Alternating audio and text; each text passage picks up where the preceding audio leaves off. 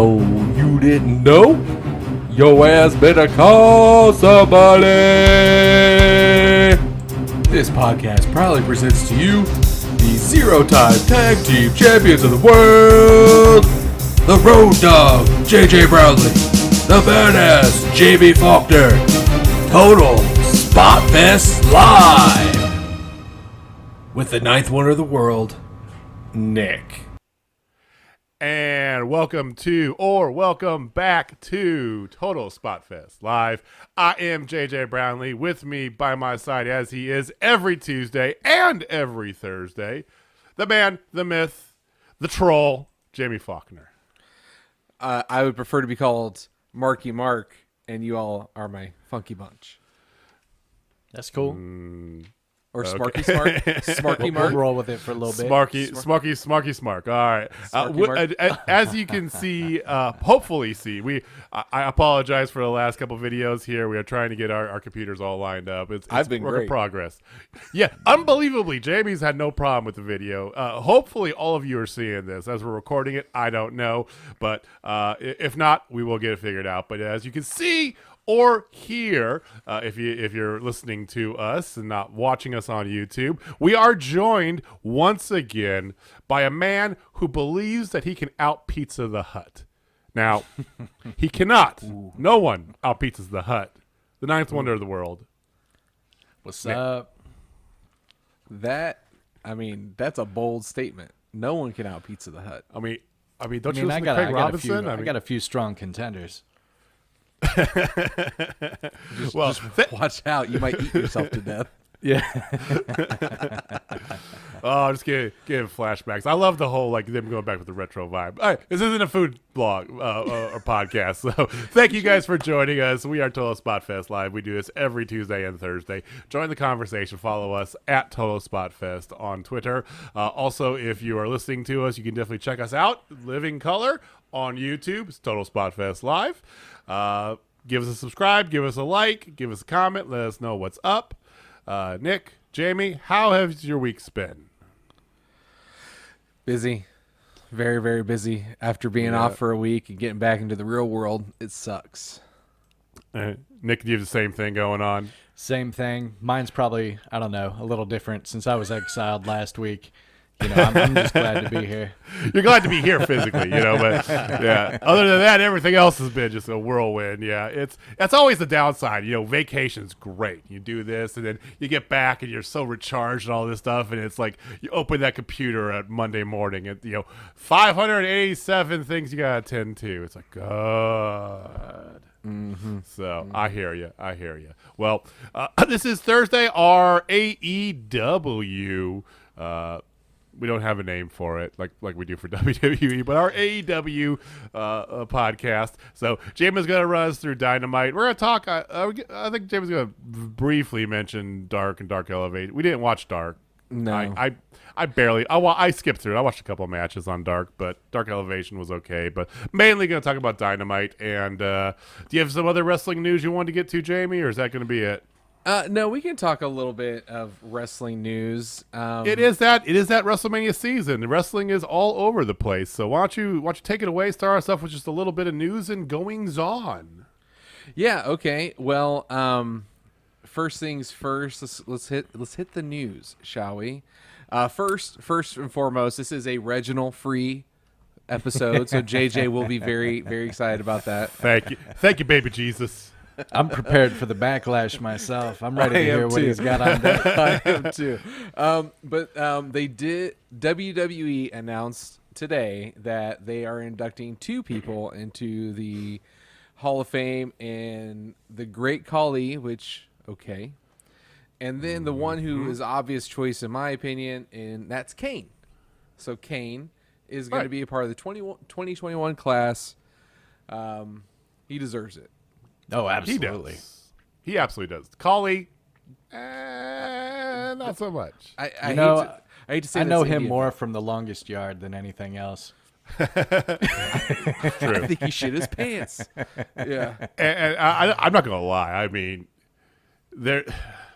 that screams to me, trying to get India views. Absolutely. Because they're big like $900 million contract with India, whatever it was. So that's what it sounds like, but whatever. Congratulations to both. Yes, congrats. Now Batista said he was not going to go. He confirmed that he is not going to be in this class because he has got other engagements. I think he's filming Guardians of the Galaxy Volume 3 or whatever movie he's on right now. They're in Australia. They've been there for like a month, and it's once you're in Australia, it's like, you don't leave and come back. Their quarantine is ridiculous down there. I mean, it is down under, so it is. All right, so the next two things are definitely a part of the rumor mill, and I thought they're good notes here. So the very first one, there was a photo released today of Tessa Blanchard working out with some NXT stars. Mm-hmm. So the rumor mill, of course, the people who sit around the campfire, if you will, are thinking that she is going to WWE finally because everybody and their mother knows no one else wants her. She's gotten that label, kind of like we were talking about Charlie last week, that she's difficult to work with. I mean, a little. Yes and no. That's the thing. It's like, I don't know. To be honest with you, I'm not sure if no one else wants her. The whole racist thing, that was not a good rub. But I mean, her dad is over at AEW, so I mean, if she wanted to, I'm sure whatever. But I mean, all of her closest friends are in NXT anyway. I mean, one of her best friends is Indy Hartwell, and she's over in NXT. So let's be honest, it makes the most sense. Vince is by far the most likely to be like, well, whatever, I don't care about that. Come on over anyway. That's a good point. See Exhibit Jackson Riker. Yeah. It's so many exhibits, but that's definitely on top of the course. So yeah, Velveteen Dream. Like we keep going. All right. So the next rumor, and I am hoping this is a real rumor. I hope it's true. I am digging this if this is true. So the rumor mill says that the extra crispy version of The Fiend is not Bray Wyatt. It is one Bo Dallas. So then you'd have extra crispy Fiend and original recipe Fiend in the same place at the same time. You could have Bray Double Wyatt Fiends? and the Fiend. Yeah, you have two Fiends. Like it's. I think it'd be more Bray Wyatt and the Fiend. And then they'll do if they do like those pre-recorded matches, like most of his are, they'll do like spots where it'll be like, here comes the Fiend, and then he'll disappear. And it's the crispy Fiend, and then it's like in and out and in and out. Now I don't want to be pessimistic or anything. Yes, you do. Shut up. Yes, you do. That sounds a little too good to be allowed. You know what I mean? I mean, you're not wrong. You I don't like the trust sound Bruce of that. Pritchard? Not I wrong. like the sound of that a lot. If it gets by, I will be elated. That's I'll too put much it of to a you good that way. idea for Yes, WWE. it just Is that what you're sounds saying? It sounds too good. But I would love to see that. That would be fantastic. It would explain a lot for Bo. When he just retired, technically, a couple months back or something? No, he just started his life outside of wrestling with what's her name? Liv Morgan. Liv Morgan. Oh, thank you. that's right. He basically, he said that he's planning for a life after wrestling. Okay. Setting those ground. He hasn't retired but he's saying that he's looking ahead to that, like a smart person would, long term. So it would explain a good amount for Bo because he has been Aleister Black level MIA. Although He was Aleister hanging Black out with Tom Savini, working on that burnt extra crispy mask. More likely. eating that's some the guy donuts. that's the guy who does like I have no idea who the hell Tom Savini is, so whatever. He is a practical effect. No, master. I got it now. It's the guy who made the thing, but he did like horror stuff. I have no knowledge of horror movie crap for anything. These two are big horror movie fans, and I'm not. Have I ever seen what? Okay, have you ever seen From Dusk Till Dawn? Well, yes. Okay, you remember the guy with the love gun, the revolver Sex on machine. his dick? Yeah. That's Tom Savini. Oh, so he's an actor too, or he just was.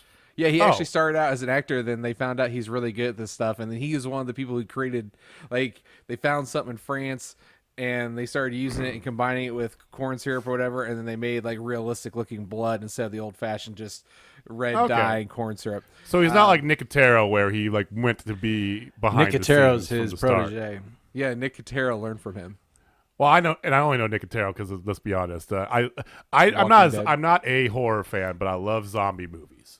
I don't consider those horror. That's a separate genre in my book. So I love zombie movies, and he's a Romero study. So Well, yeah, I know Nicotero, Savini of was course. too. So, like, yeah, never mind. This is Hey, it. hey, This is wait, yeah. Okay. We could get Jamie going for hours on this. Yeah. Not Yeah. gonna lie. Like you thought like last podcast was long talking about wrestling.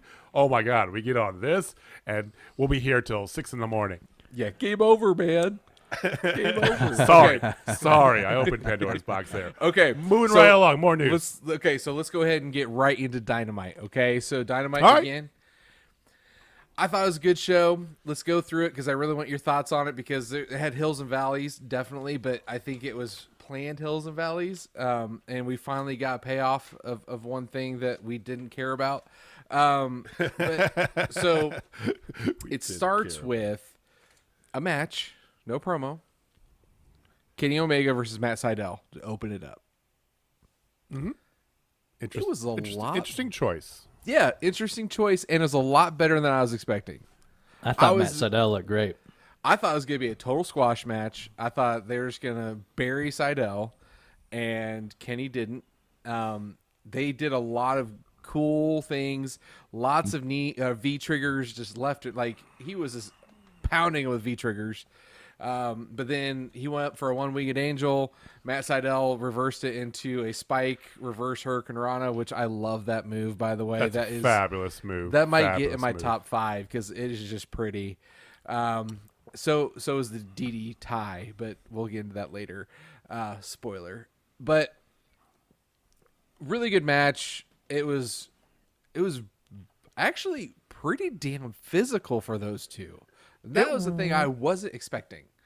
There was a lot of physicality to it. A lot of hard pops, knees, slaps, near falls city. I mean, near falls everywhere. Which it's great. It was a great match. Yeah. Overall, I mean, obviously, if you don't know who Kenny Omega is, then you don't know who wins this match. But Kenny Omega Sydal does was win. never winning. Not a chance in hell. He wins with the one-winged angel. Shocker. Again, I thought it was a solid, great opening match. I can't say enough about how I think it was solid it was. I think it was good for Sydal because he came in and floundered so hard because of that initial botch. Like when your first appearance, like not even your first match, like the first appearance in your first match is a hard botch at a pay-per-view. That's tough. Not only a shot to the ego, that's just tough. That So, was bad. I think this was great for him a lot more to kind of, he's been great since then. It's just he's been relegated to mid-tier at best, He's been on Dark a lot and him and his brother are a good-looking tag team, but we don't really care a lot, So I think it was good for him to get that out there, have a good match. I love JR too, just because Don Callis comes out with Kenny, and then he goes over to the announce table, right? And he's just ripping into Don Callis, JR. JR had all his best quips tonight. JR was on point tonight. He I'm not sure gonna as say shit that. was. Yes. He was MVP of this show. Period. What did he on say? It point. was like speaking of low class or something like that. yeah, I know. It's like here's Don. So Callis. good. So good. Yeah. So right after this match, they go into a backstage promo. So again, this is the new AEW format. Match promo seems what is their style. But Yeah. it goes back with Marvez back there with the Dark Order and John Silver, and of course Johnny Hungy. He's all excited and wanting to go. And there was a really good moment at the very end with Hangman. And Hangman told him good luck. And he says, no matter what, those guys will be proud of you. And I thought that was a really nice thing. And I think, again, it sets the table for him joining the Dark Order full time. Well, if you checked out Shop AEW today, there is the first Dark Order adjacent Kenny Omega shirt available. Hangman Page.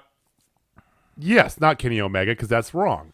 Hangman Page shirt. So hey, it happens. I knew it. I got you. Well, that's why I see you. I see you. But anyway, if you guys haven't seen, I think you both have seen it, right? Nick, did you see it? Or I know, JB. No, I have not seen it yet. So okay, so it's got like a cowboy or something on one side, but it says "I have friends in dark places, dark and purple," Nice, and then the nice. Hangman I like logo that. on the bottom. So play on Garth Brooks, because of the like cowboy that. stuff. And it's interesting because if you remember, Colt Cabana wasn't an official member of Dark Order for a long while that he was hanging out with them, and he had a Dark Order-esque shirt first. It was his logo, but instead of boom boom, it said doom doom, and it was in Dark Order colors. And then like a month later, he became officially Dark Order. So I'm not saying that there's formula to this, but there kind of is to get Hangman. There's a the rhythm build there. is the build is slow, but to me it's obvious it's going to eventually be the thing, and I can't wait for that. Yeah, because I mean, this is a slow burn done right, because he said no, and then they left him alone for a little bit. Then he just kept like, I made a mistake, and he's just working his way back in there. And I think it's gonna pay off at Double or Nothing when I'm in Jacksonville watching it live, hopefully With me, maybe. with you, maybe. Maybe. It's only a 2-hour drive for our place of resort that we're staying in Florida, so we'll just make it the drive and drive back. And if you're staying in Daytona, we could pick you up on the way. But anyway, Well, we'll figure that out when it gets closer. But yes. All right, so we go right into the second match, which was Hangman versus Cesar Bononi. It was just there to make Hangman look good. I mean, that's just all we're gonna call it, because there's a couple good pops for Cesar in there, but yeah, it was real short. he just doesn't look comfortable in there. Like, I don't know what it was. He just did not look comfortable in the beginning, and then he got it going, but it was short. And Cesar, of course, looked big, and it was fine. He hits him with a buckshot lariat, boom, done. Mm-hmm. Yeah, that's all. It's a short match. That's all there was to it. Yeah. So then we had 3 promos in a row, technically. Yep. So this was the longer promo section.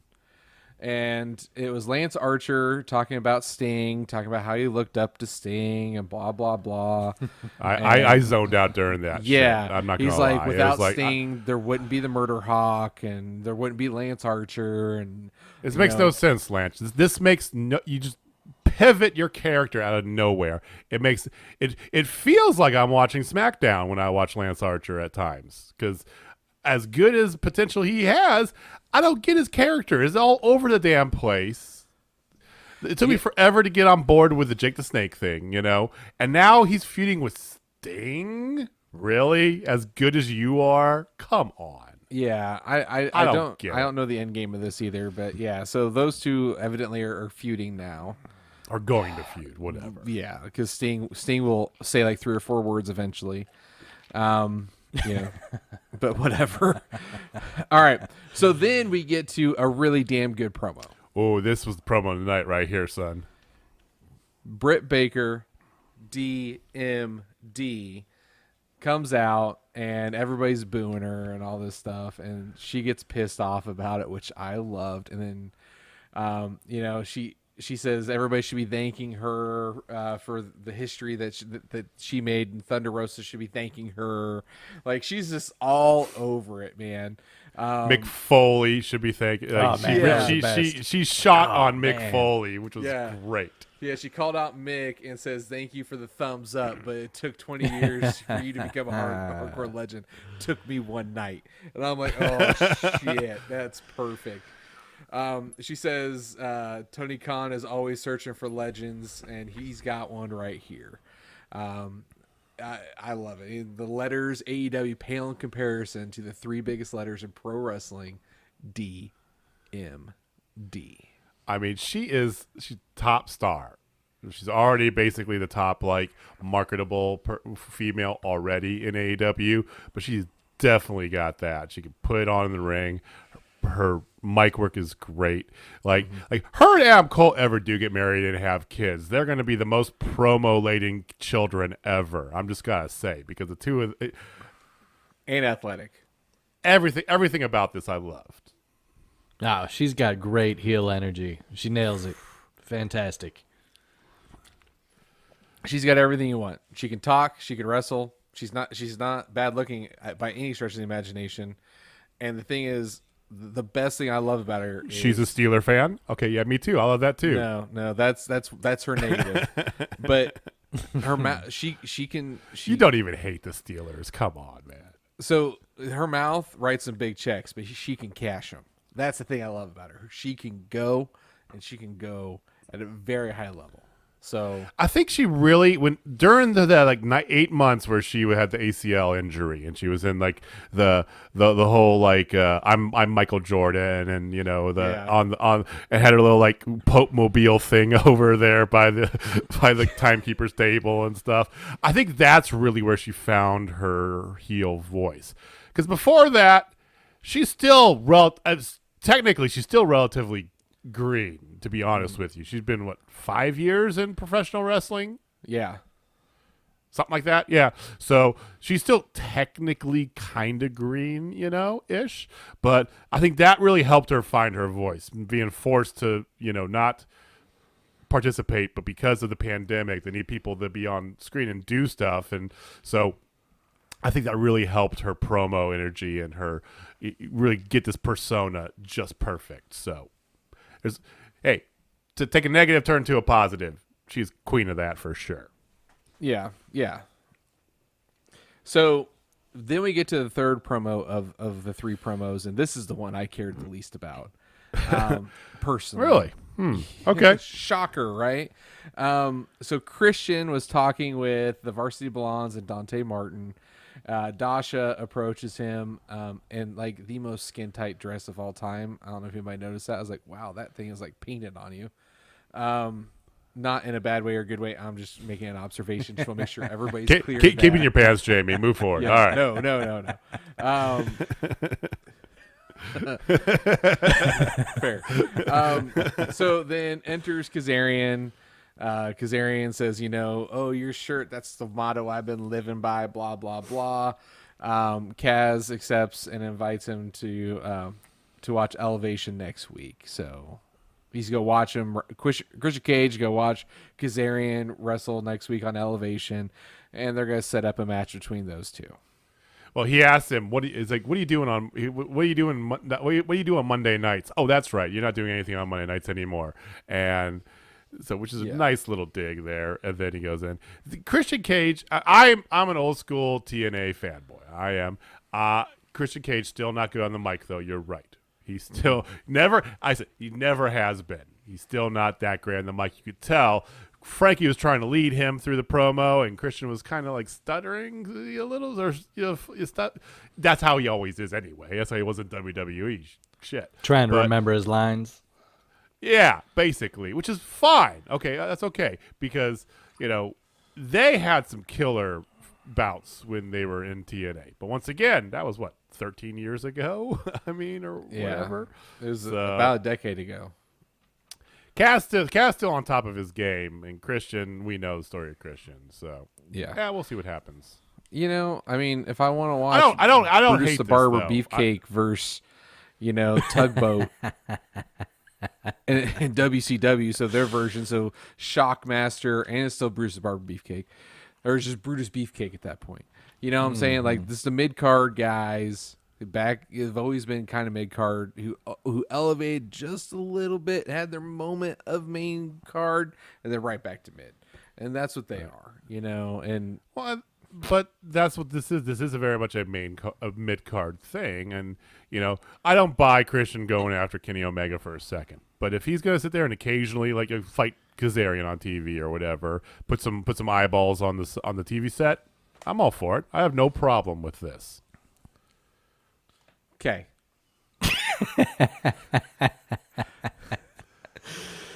To each their own, sir. To each I'll just let me end before you move forward with this, okay? Math, okay? We're gonna talk about math for a second. AEW is trying to hit 1 million viewers. I know it's a different night, cable, whatever, but they're trying to get to at least 1 million viewers consistently. Once NXT moves, they'll get there probably every single week. But they're trying to maximize that, and how do you get to 1 million viewers when you're floating close to it? Well, you gotta get some converts over because they've got the screw AEW or screw WWE people on lock. There's no more of those to come in. Sorry, there's not. You have to get people who are either newer to wrestling in general or WWE converts. Well, how do you do that? You put a WWE face on TV. I hate to say it. Tale as old as time. It's what WCW did. That's how you do it. If they're not featured prominently, like they're scattered in a little bit, like the little bit of Sting, a little bit of Christian here and there, ding, ding, ding. Jericho's the same way. I know you love Jericho. It's a different story, but it's the same thing. People see Jericho. They see Jericho from when I watched him on WWE 15, 20 years ago. That's what people see. Yeah. You need that to get the eyeballs. Let's be honest. So, And I That's like why Jericho. I I see don't- WCW Jericho. That's my favorite Jericho. I understand that, and I see all of that, and I see the Painmaker. I mean, yeah, I understand Yeah. that. Jericho as a person is different. Moxley as a person is definitely different. He is in his old school non-Shield crap because the Shield was terrible. Non-Shield crap, But most people, they see that and go, "Oh, that's the guy from the Shield. I want to watch him because I like them." It's about that's all I'm saying. That's why I don't hate this. It's a valid point. I don't want to see them though take Christian and stick him against Kenny Omega because that's stupid. But yes. get a couple eyeballs in. I'm fine with it. That's it. Yeah, fair. Okay. Point taken and noted, sir. All right. So next we have the Pinnacle with their brand new entrance music and entrance screen thing video. Graphics. There you go. It was really slow. But it was FTR and the chairman, Sean Spears, with Tully Blanchard versus the Varsity Blondes and Dante Martin. And let's just call it for what it was. It was damn near a squash match, and Pinnacle wins. So FTR and Sean Spears get the dubs. Pinnacle won immediately following returning from commercial, which is weird. Yeah, okay. I'm glad you brought that up because Yes. why did they even go through a commercial break if you're just going to make it that fast? Right? Like Bad that's plan. where I mean, I'm it's at. picture in picture, so we at least got to see it, sort of. But it was immediately when they came back, boom, pin, win. Like, oh, okay. All I know is that Dax Harwood has an awesome mustache. The porn stash. It's beautiful. straight Burt Reynolds, like Smokey and the Bandit. I wish I could grow a mustache like that.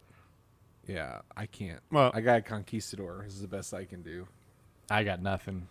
Maybe a cop mustache For at best. those of you listening, I am stroking my magnificent beard. That's what I'm doing here because I'm dealing with these prepubescent gentlemen here, and I got this luscious locks growing from it's my my chin. Dutch blood. I got spot. I'm splotchy. 'cause You of could the grow a mustache. Your wife, though, after a while says, "All right, time to get the razor out." Yeah. Oh yeah. Oh, she hates it. She hates it.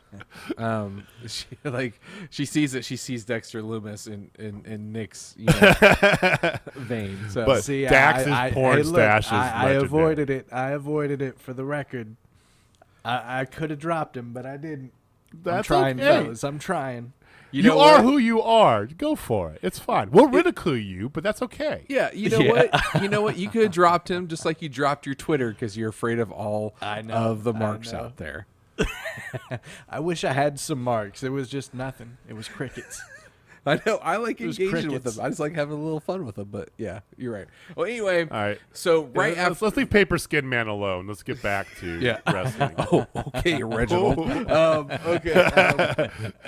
Fuck Reginald. Move There forward. you go. So anyway, Pinnacle takes on Pillman post-match. Wardlow does his like top rope go to sleep move thing. Is weird looking. yeah, I'm not gonna lie. I don't like that move at all. Yeah. He's such a powerhouse of a man. Don't do that stupid move. Dude, Didn't look like they quite landed it anyway. it's hard or to was that do. just And me? Pillman's like 6'4", 230 pounds. It's like don't do that move on that guy. Just do like a choke slam or some crap. Come on. You know what Wardlow would look great doing is a pop-up power bomb into like the old school Test bomb where Test like landed flat on his chest. Remember that? Like a pop-up into that. Like, whoa, that would Yeah, look sick. that would look good. I haven't seen a test bomb in forever. Yeah.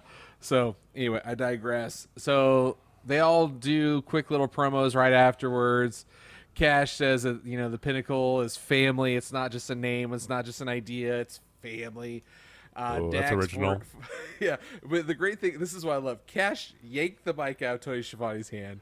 And then Dax, when he had it, he gave it back to Tony. Says, "You hold this mic."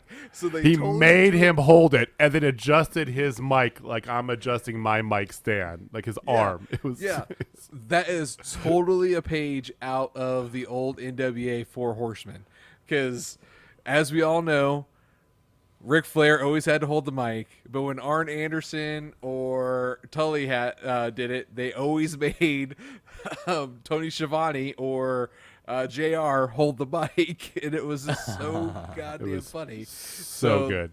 Just I love that. I love Dax. Dax is one of my favorites. He's just Yeah, so he started talking trash on Santana and Ortiz, which I would love to see that matchup of FTR versus Santana and Ortiz. Hardcore. yes, please. And then of course it's MJF's turn.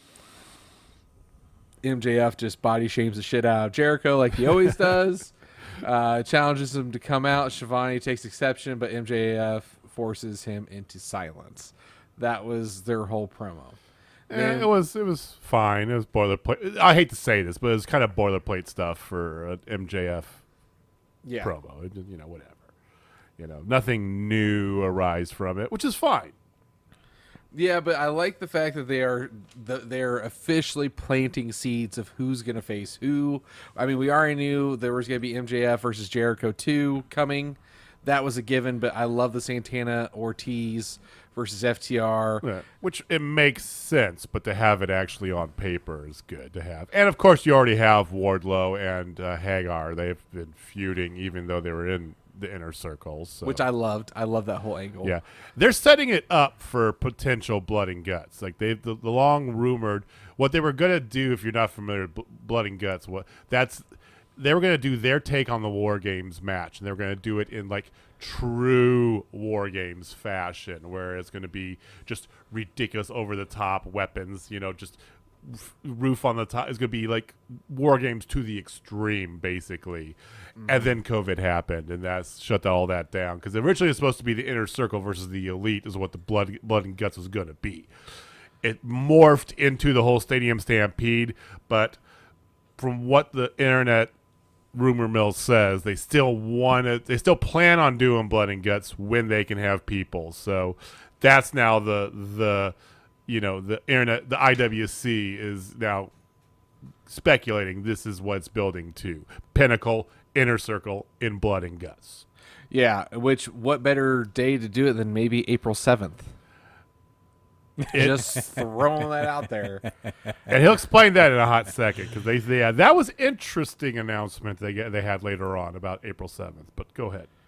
So, Pinnacle wins. We did the promo. Then Taz does a promo, and he's just saying like, "Oh, everything's cleared up. Brian Cage, he just said he's sorry. It's fine. We're all great." And then it's like, are you good, Hobbs? Are you good, Hook? Are you good, Ricky Starks? And then here comes Brian Cage. You good, Brian Cage? He's like, he does this throat slit, and he's like, "Who better?" And I'm like, first I was like, what the hell did he just say?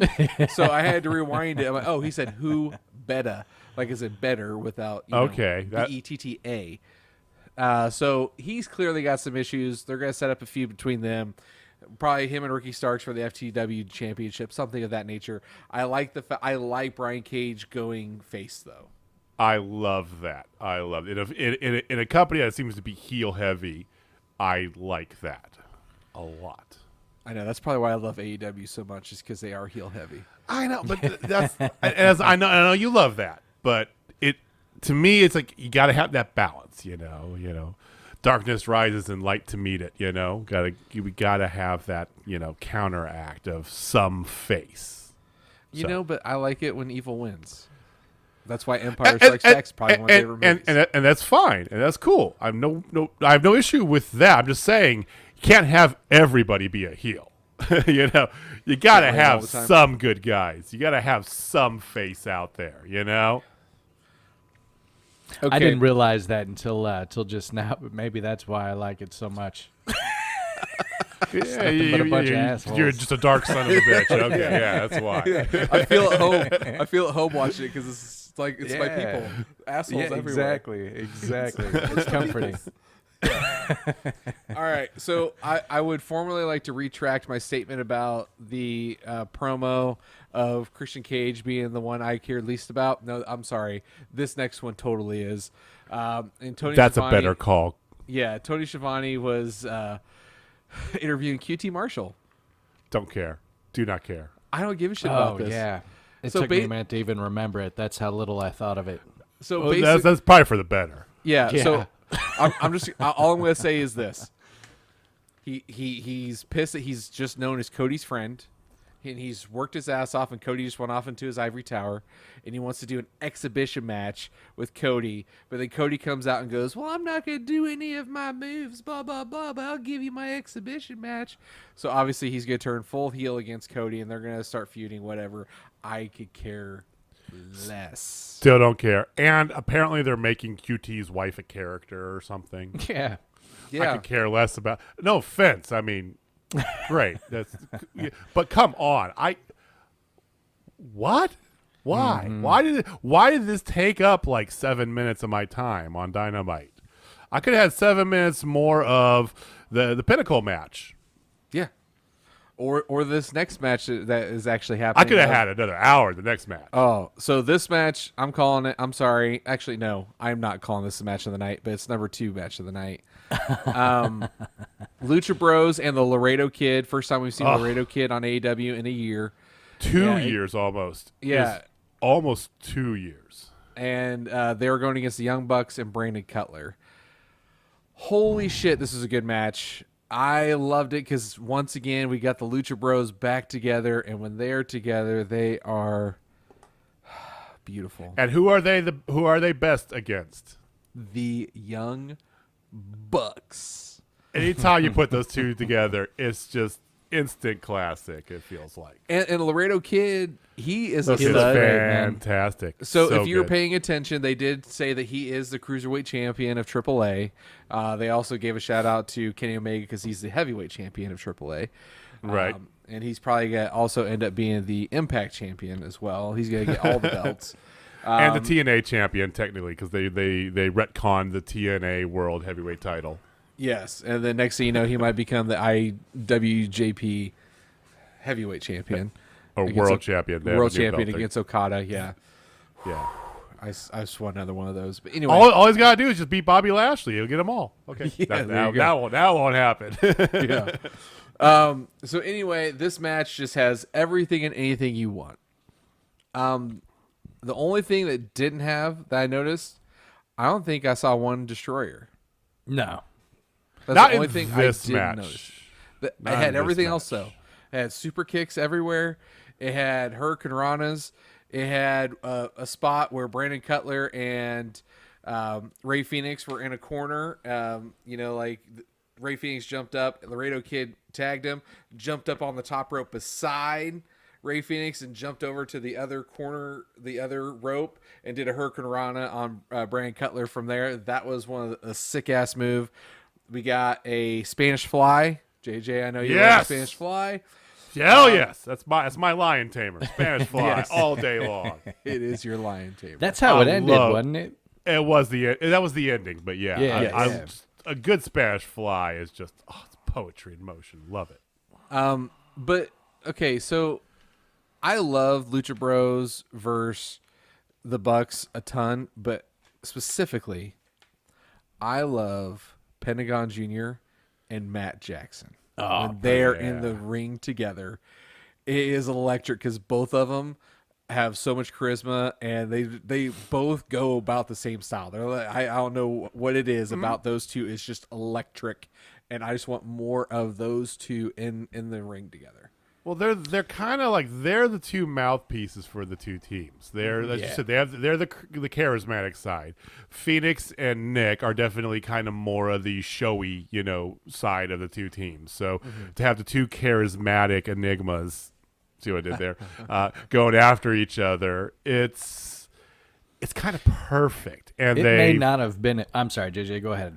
No, I'm just saying it's kind of perfect, and that's why every match they do, they're so attuned with each other because they fought so many times, the two teams, that they don't even need to prepare for a match. I guarantee you. They're like, all right, what's the ending? Oh, we're gonna do that. Okay, we'll figure the rest out.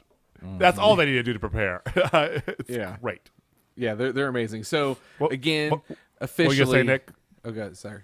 Sorry. Oh no! All I was gonna say is I don't know if it was intentional or not, but talking about how Penna and Matt meshed together, Nick and Phoenix did great, and it almost was like a warm up. You know what I mean for Matt and Penna, but it worked really well rhythmically. Well said. So, again, officially, Lucha Bros and Laredo Kid get the win. Laredo Kid does a Spanish fly on Brandon Cutler to get the win. Right after that, Omega comes out and starts attacking the Laredo Kid. And the Bucks are looking at him like, what the hell, man? And then basically we get this pretty decent promo, I would say. I thought it was a really good promo. I really liked this promo. So Kenny was, basically saying that they chose Brandon Cutler over him, and how he could have went to New York. He could have went to New York for more money, but he wanted with his family. Like, this show was a lot about family, because Pinnacle talked family, and then here he is talking family too. And so he's just like, put it up, too sweet, and they wouldn't do it because he was kind of maniacal about it. Like, he's the greatest, and they need to be talking. He's going on the unhinged Kenny he Omega was. trip, which is great for his character, but definitely. So he does that. The Bucks walk out. At that point, Lucha Brothers get back in the ring. They super kick the shit out of his face. I mean, just cut him open. They super kicked him so good. Which, if you remember, when Pentagon had his visa issues and he was kayfabe injured by Kenny Omega. Remember, they were a few in Death Triangle, and Kenny Omega had the shiny, ridiculous shoes, and he used that to. So there's a little bit of continuity there. That, hey, don't forget about this. There's that beef with him and Kenny Omega still. Yeah. So they do that, and they do their finisher on him, which I thought was great. Then basically at that point, Lucha Brothers walk out, and then here come freaking the Good Brothers right after that, conveniently after everything's Late happened. as hell. One of them must have been catching a kiss. Well, hopefully it's not Gallows, because if you he can't for a whole week. Not for a week. That was from being the Elite. He can't catch kids for the whole week because it's causing them to lose matches. I don't know about you guys, but as soon as the Good Brothers make an appearance, I lose all comprehension of everything taking place because I'm so distracted by Luke Gallows' terrible spray tan. It's like he just does like a whoosh, whoosh with his shirt on, and then he comes out.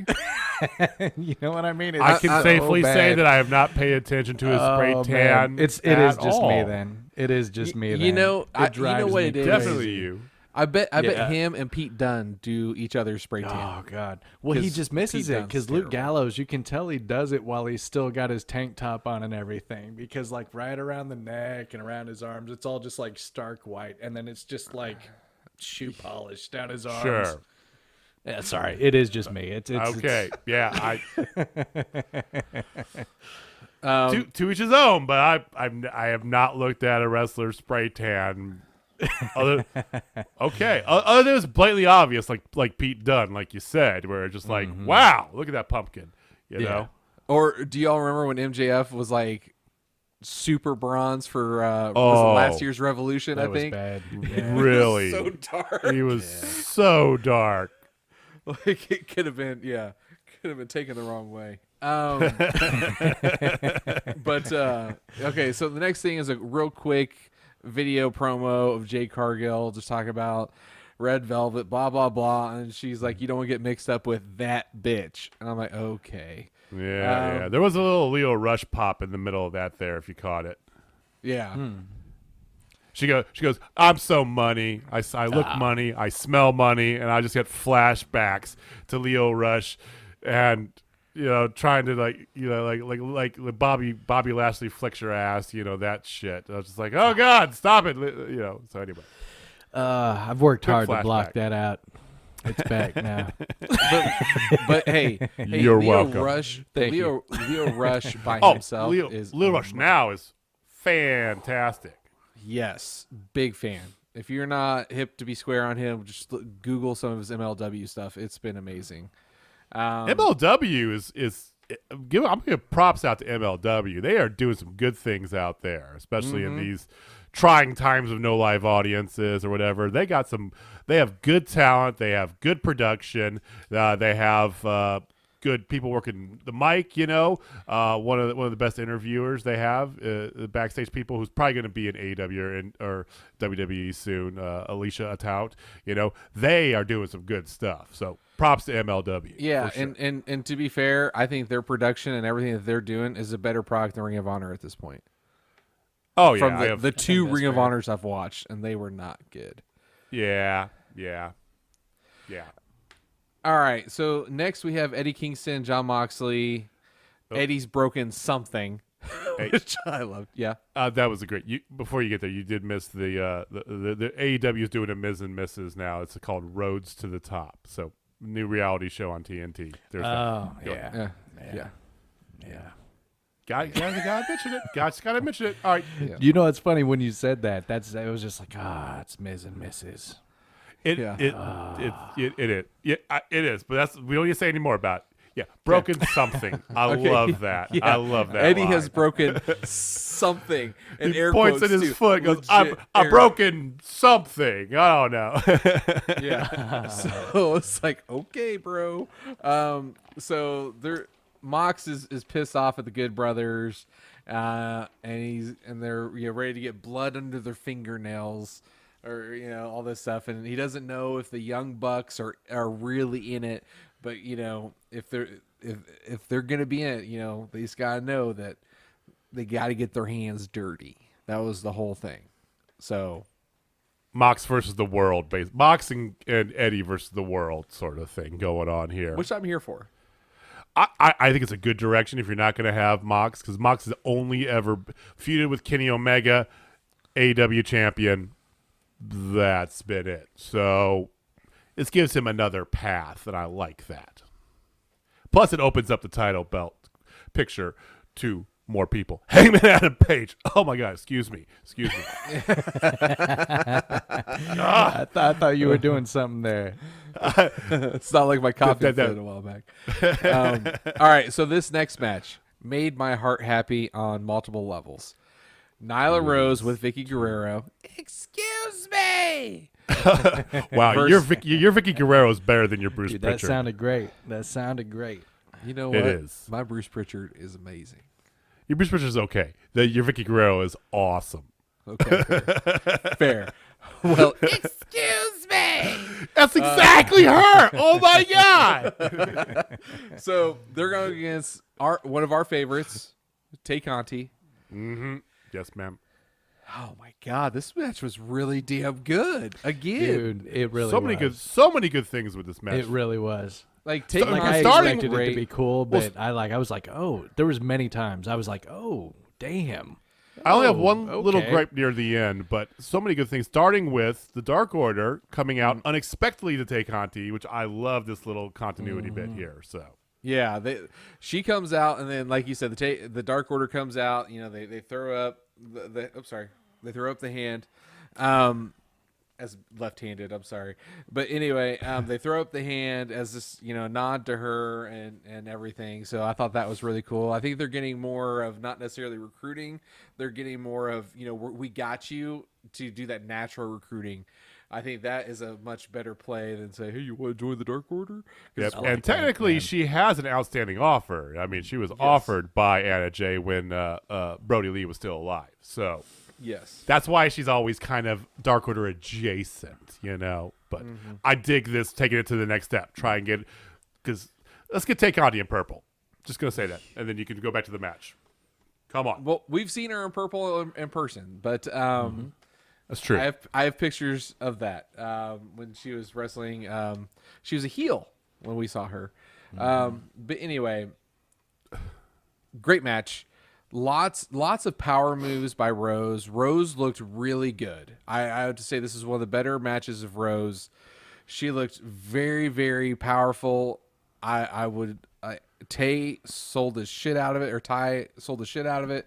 Looked really good. Ty's facial expressions when she started working on Nyla's arm. It's Tay. Tay Conti. Her real name's Tay Nara, so Yes. it's Tay Conti. So Tay, her facial expressions were on point. Her grit and determination were on point. She went for the DDT a few times. Once missed, it got reversed, and it looked really good. They went back and forth. Judo throws. Tay was able to hit the DDT and avenge her only 2 losses in AEW and get the win over Nyla Rose. And I thought that was awesome. It's a hammerlock DDT for those of you who don't know. That's literally all it is. But it's a very good. It's like a raised up hammerlock DDT. Yeah, hammerlock spike DDT because she raises her up, so it's kind of like the 1916 or the 1619, whatever the hell it is that Finn Balor does with a hammerlock as well on the person. So it's a good looking finisher. Mm-hmm. Yeah, it's a 1916, by the way. I can't ever. I always like 1916, 1619. It's one of those. I don't know. As an Irish boy, I know. I'm just the bastard Scot over here. We're I'm Irish-ish. Yeah. Well, yeah. All right. So I liked the second other spot before you go forward here. Okay. I just want to say I liked Tay did a very nice. It was a knee strike from the second rope out onto the apron. Oh yes. Rose was draped over the ropes, kind of outward towards the outside of the ring. So she goes on the outside to the apron, climbs up to the second rope, and does this knee strike down on her. That looked great. Yes. And then also they did mention in this match, I want to make sure everybody's clear, Tay Conti is the number 1 contender for the AEW number one ranked. Number one ranked. They were very careful not to call her number 1 contender, which I don't like because she should be, but she's number 1 ranked. Yes. So this is where it gets a little weird. After the match, a little. So Vicky grabs Tay's leg, and then Nyla comes up and sets her up for a beast bomb, and then Hikaru Shida comes out. Excuse me, with her kendo stick. Suited Hikaru Shida suit version. For any of those who've unlocked that costume for her, that'd be business, Shida. Yeah, business. Yeah, business. She hits her with a kendo stick. Then the bunny comes out with the MHO is what they're calling it now, the Matt Hardy office or Matt something. Yeah, whatever. I like Hardy family. That's just whatever. It's more family, I know, but whatever. So the Hardy Enterprise office thingamajigger. It's gonna end up with like 26 words. She comes out. She grabs the kendo stick and nails Hikaru Shida with it. Tay Conti gets up to go after the bunny, but bunny hits her with a kendo stick. So that sets up a tag team match for next week's Dynamite of Nyla Rose and the bunny versus Hikaru Shida and Tay Conti. They were supposed to end it with more of a spoken promo-ish, some words from Hardy. And I don't know if he botched it or what, but it was like he didn't really say much, and then it was like weird dead-ish air. Yeah, and then they went because to he's like commercial. the Eliminator tournament was terrible because it didn't have the bunny in it. And then he pretty much stopped there, and then he picked up again something briefly, just left it alone, and then it's just like, I think he forgot his line. Then he's like, my clients aren't going to be overlooked anymore. I think, it was like a strong 5-second pause on national TV. you know, and like if you think about it, if we just do a 5-second pause, it's that's a long time on national television. It was a weird ending, especially after such a good match. And the match had a couple. But one gripe was this. Like I said, he's like, I'm fine that you have a little beat up session. You set up a tag team match. You get Sheeta, and I'm cool with all that. It just was really just poorly executed. It just felt like it was thrown together at the last second. Yeah, like, here, you just come out, then you come out. Like, it felt like, honestly, it felt like Attitude Era Raw. You know, when somebody's getting the shit kicked out of them, next thing you know, like someone else go out there. Yeah. Else. Like, it was that without the music. If it had the music, then I felt like I was watching Attitude Era. But it was more discombobulated because you knew some of these people had allegiances, and Sheeta has nothing with Tay. Like, they don't know each other. Sheeta and Rose aren't really feuding, so that whole thing was odd. Like, Sheeta was the one out of place. Like, if Matt Hardy would have cut a better promo, come out with the bunny, and they like double beat up Tay Conti, that makes sense.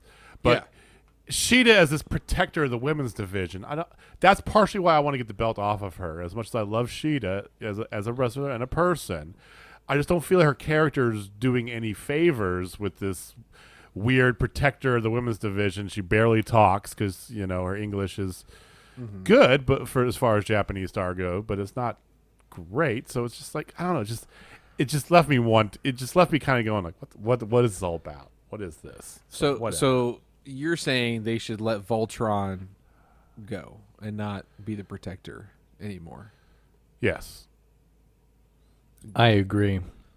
I agree as well. I hate to say it because I love me some Sheeta, but I'd really like to see some gold on Tay Conti or Britt Baker for sure. Britt Baker deserves that damn belt. Brit's on deck. Well, how about think about this? So you put the gold, I'm just saying this won't happen, but put the belt on Tay, let her have it for a month or so, and then you get, you know, a little bit more of, you know, Britt and Thunder Rosa, maybe one more time or whatever, and then you give the belt to Britt. Britt can come in, beat Tay Conti. Do it like Brody Lee fashion. That'd be great. And then now you've got all the possibilities out there. You got Thunder Rosa, Serena Deeb when she gets back and she's healthy. Sheeta wants her rematch, you know, but she wants a shot at the belt against. You have all this stuff here. So, but the problem is now, and you said this would never happen. It happened this week. NWA Power had tapings this week, so Thunder Rosa might not be as available as she was. But that's also why you got the emergence of Tay now. I think Tay has now proven herself. We always know she was a good worker and a good student. She's got the judo background. She's got the MMA stuff going on, you know? And now she's proven herself. She can fill into that role. And if she becomes a legitimate contender, she automatically can have a beef with Britt, right? Because Britt is rightly saying, but has this, you know, grandeur part of her that this is my division. Everyone else is below me. And Tay's getting the press because she's the number one contender, number one ranking. There's the feud. There's your replacement for Thunder Rosa. Can Tay do as good a job as Thunder Rosa against Britt? We shall see. I think she could. Maybe not as good, but get close to it. But you have that. You have that fill in there. It gives you some direction. And this is the luxury of actually having a women's division now is the thing.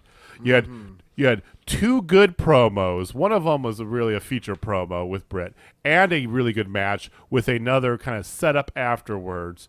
Whereas up until a month ago, there was what did Dynamite have? A women's match over a commercial break.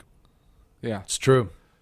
So this is a luxury that we haven't had, and I want to give it time to see what they're going to do with this, but this whole thing, you're right. It felt botched, you know, the whole after match is really what it felt. Yeah, it just felt thrown together real quick. I All right. So after that, we have 2 really quick promos, which I really appreciated the quickness of this. We saw the Orange Cassidy and Chucky T, Miro, Kip Sabian just talking crap to each other, which Chucky T kind of cracked me up. But yeah, he's a little funny. They're going to fight good. next week. Cool. Whatever. yeah. So they're fighting next week in an arcade anarchy match. Then we have Intense Scorpio Sky talking. Intense is the word you're going for? Yeah, okay, good. Intense. Like he's out camping. He's intense. So he's got Matt Sydal on Elevation next week, and he's like, "You're gonna see how great I am." Blah blah Mike. blah blah blah. Mike Sydal. Sorry, Mike. I apologize. Journey Pro love Mike Sydal. Yes, Journey Pro. # we miss you. All right, so now we are at the main event. Johnny Hungy versus champion Darby Allen. Bell rings and Darby points to the sky in honor of Brody Lee, which I thought was really damn cool. It was a hell of a match. I'm just gonna call it. This is a banger. This is a banger. Yeah. # banger alert. So I just there's so many spots. Like this legit was a total spot fest, just like the Laredo Kid one, the Laredo Kid and Lucha Bros. That was another total spot fest. Like, holy crap, John Silver looked amazingly strong. I mean, Darby Allin's the perfect guy for that, but he was. Well, Darby Allin like is a ragdoll. crash test dummy. Let's be honest. Yeah. It's crazy. Like, he did all sorts of crazy moves on him. He did a sick brainbuster, did some knee strikes on him. Like, he was just beating the hell out of him. And then he did the yes kicks. Those yes kicks on Darby Allin hurt my soul. Like, they were just like, boom. It was just, Hurt your soul. boom. It was like, ugh. It's like, my goodness. It was really good. Darby started working on Silver's arm. I thought that was a little different for Darby. Then there was a really sick counter by John Silver that I really want to talk about because I loved it. So if you've ever watched any kind of Darby Allin match, he always does this like reverse slice bread into a stunner type move. Yep. And he was going for it, and John Silver immediately countered it into a rear naked choke and fell on the ground with it. It was seamless. It was beautiful. It was everything that you'd want out of a counter of that move. Out of nowhere, was not expecting it. It was glorious. It was very, very good. And it was actually attributed to is the Queen Slayer because it's the rear naked choke that Anna Jay uses. Yes. All the little tidbits were thrown in throughout this match. There's a point where Johnny was outside. He's good with his shoulder, and Dark Order's all outside the ring. So they're trying to like will him back into the ring, and they get to 8 or so, and he's getting close. He's getting ready to hop in, and here comes Darby with a Hurricane Rana, and 5 pushes John out of the way and takes not the Hurricane Rana, Tope Suicida. Pushes John out of the way and just eats the Tope from Darby. And then you got the Queen Slayer here. He's giving out to Anna, because they have the whole, like, their chemistry. I just love, like, throughout the show, Dark Order had great continuity bits from Hangman to Tay Conti to this whole match. Mm-hmm. Loved every second of it. Yeah, and then Sting came out to help out with Darby just to show back up. He didn't do anything; just had his bat, just stood around. I mean, he just kind of shooed away the Dark Order, back away. Yeah. You're all face, so what the hell does this matter? But whatever. So the end comes up. Silver hits a super burning hammer, goes for a pin attempt. But he retches too far back, and he puts Darby Allin's foot on the ropes, which I love that. I thought that was very clever. That was then very finally smart. He gets him up. Silver gets Darby up, and he goes for the Brody Bomb. He does the hands and everything.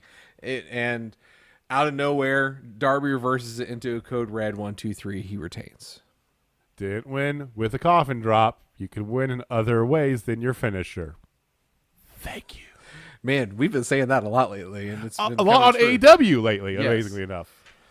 So post match, Darby and Silver, they fist bump, and then here comes Matt Harvey, pulls Darby out, and it starts to attack him. So evidently they're setting up Matt Hardy and Darby Allen, as we know. Hardy's Empire, I love it. And all of the Dark Order and Sting just brawl. And then Tay Conti comes out of nowhere and just goes right for the bunny, and I loved it. And that's Once how again, the show ended. Dark Order continuity. Love it. Yes, that was your AEW Dynamite. Solid show. It wasn't a great show. Again, we have these hills and valleys for them. They found their format. I felt like this one was more setting up because they need to get storylines going in order for May. So they only have an hour, 60 Right. days basically in order to get there. So they're starting to plant the seeds and get their storylines going. And I think that's what was the main crux of the show. Yeah. As far as AEW shows go, this one was definitely a slower show. It was not. I mean, after last week's just positive, mind melt, you had to have. It's going to be a letdown no matter what it was. So I get that. There was some very good stuff in the show, though. But there also was a lot of kind of, okay, whatever, going on in the show. So, it is what it is. Now, they also did announce that April 7th, they're doing a non-televised live event at Daly's Place. So, as part of because every week they come off and they say it's like the 2 weeks ahead Dynamite tickets go on sale, blah blah blah. They do that every single week, right? Well, when they did that, they also mentioned this April 7th bit. So that's what Jamie was saying. Maybe that's going to be them shooting the Blood and Guts, or who knows? Or it could just be them trying their hand at a house show in the safest way they can right now. Post-pandemic outdoor arena in Florida. But I don't know. We'll see what happens. Yeah. Nick, what'd you think? This is kind of, I don't know, it's a weird point to make, but I think it's worth making. Something that occurred to me anyway is we were talking about the different promos that they had in between.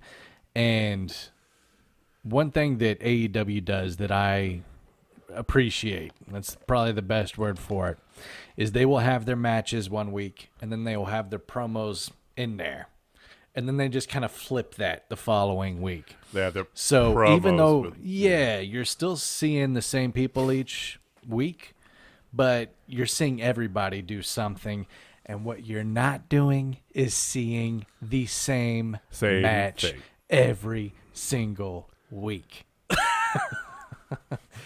That Preach.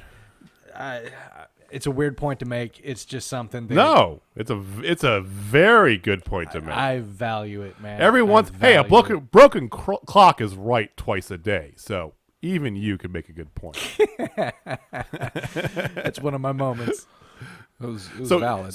So here's what I want to do. We talked about this previously, and I want to start doing for shows, doing a ranking system. So here, you guys tell me what you think here. Here's what I came up with.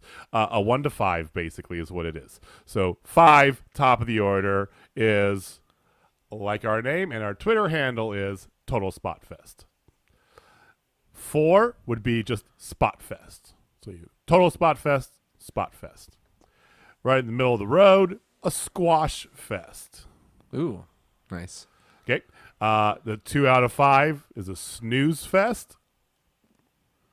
And then down at the bottom, 1 out of 5. Sorry, you can't go above or below. It's 1 to 5. That's it. Number 1, Shit Fest. Ooh, nice. Solid.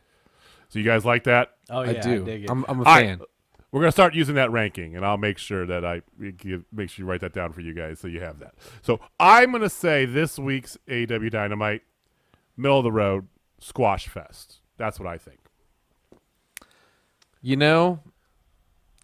I agree. I want to give it a Ooh, 4. I thought you were going to go 4, yeah. I want to give it a 4 because they did have some good things, but some of those promos, like, I just can't freaking stand QT Marshall, this whole thing. So it gets Lance a 3. Archer, Lance yeah. Archer and Christian Cage. Like, I mean, if you didn't have those 3, it'd be a 4. But you had the Cesar Bononi match, the Hangman matches, whatever. So okay, I hear you. Nick, what do you think? What are your Yeah, I can would have repeat to those agree if you with need. that. You've got you had three amazing matches with Lucha Brothers, Young Bucks, obviously, the Darby Allen John Silver match, and then the Tay Conti Nyla Rose. Rose. Those were my three favorites. But Jamie is exactly right in saying that when you get that stuff that's just and it's just kind of shoehorned in there, it's not bad, but it definitely takes away from the momentum and keeps it from getting that 4th star. Yeah, I hear. Okay, well, we're all in agreement. Yeah. Let us know what you guys think. First of all, do you like our new little ranking system we got here, the numbers, and we'll put this out there on Twitter so that everybody can know what, total Spotfest, Squash Fest, Snooze Fest, or Shit Fest. Do you think this was do you agree with us? Was this a Squash Fest? Do you think that the 3 excellent matches elevated it a step, or did you hate everything about it? Let us know. Give us a tweet at Total Spot Fest. If you are listening to us, we welcome you to go check us out on YouTube where you can see our faces. Hopefully, all 3 of us got our computers right tonight. I don't know yet. We're still recording as I'm speaking words, so hopefully we changed some settings, we messed some things. It should work. But if you're listening to us, please check us out on YouTube. That is just Total Spot Fest Live. Please give us a subscribe, give us a like, give us a comment on any of these videos. Let us know what your ranking is for this show, what you liked, what you didn't like. If you're watching us on YouTube, you can always, if you'd rather listen to us and not look at our faces, because that could be the end result as well. Check us out wherever you find your podcast, whether it be Apple, Spotify, Amazon, Google, wherever, we are there. So thank you guys for joining us. I want to thank you for giving us some of your time. We'll be back next Tuesday when we go back into the world of WWE. Nick, why don't you say thanks to the people and wrap it up? Thanks, everybody. Since Good. it's AEW night, Good. got to give it a good cero miedo. None of that made it in the frame, but you get the idea. Yeah. Hey, Yes. we're working on the video, people. Give us a little bit of leeway, okay? Jamie, take us home. Well, I think everybody knows what I'm going to say. If you're not down with TSL, I got 2 words for you. Excuse me. Thank you. Stellar. Well done. All right. See you guys next time. Peace.